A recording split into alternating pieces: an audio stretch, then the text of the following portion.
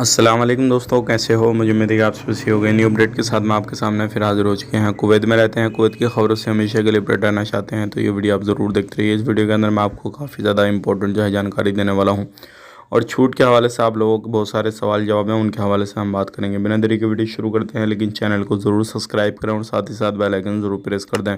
सबसे पहले हम बात कर लेते हैं। यहाँ पे बहुत सारे लोग भाई बंधु हमारे छूट के हवाले से पूछ रहे थे। देखिए, मैं आपको बताना चाहूँगा, अभी कुवैत के अंदर काफ़ी ज़्यादा चेकिंग चल रहा है हर तरफ।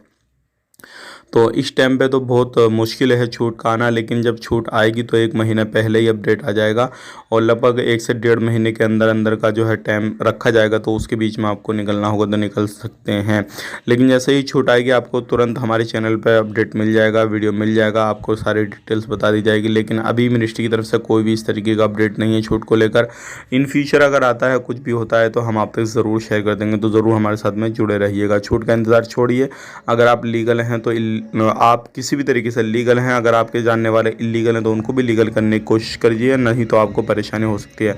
अब बात कर लेते हैं यहाँ पे गिरफ्तारी के हवाले से। एक फिलीपीन के बंदे को और एक कुवैती नागरिक को गिरफ्तार किया गया है। दोनों बंदे शराब का काम कर रहे थे और दोनों बंदों को काफ़ी कड़ी सज़ा सुनाई गई है। 5 साल की फिलीपीन के बंदे को, 1 साल की कुवैती नागरिक को, और जो बोर्ड का मालिक था जिसके अंदर शराब वगैरह लेकर आए थे 800 से ज़्यादा बोतलें वगैरह, तो उसको बाइज्जत बरी कर दिया गया क्योंकि उसका कोई भी लेना देना नहीं था। तो ये 2 खबरें थी जो कि मैंने आपसे सुना दी।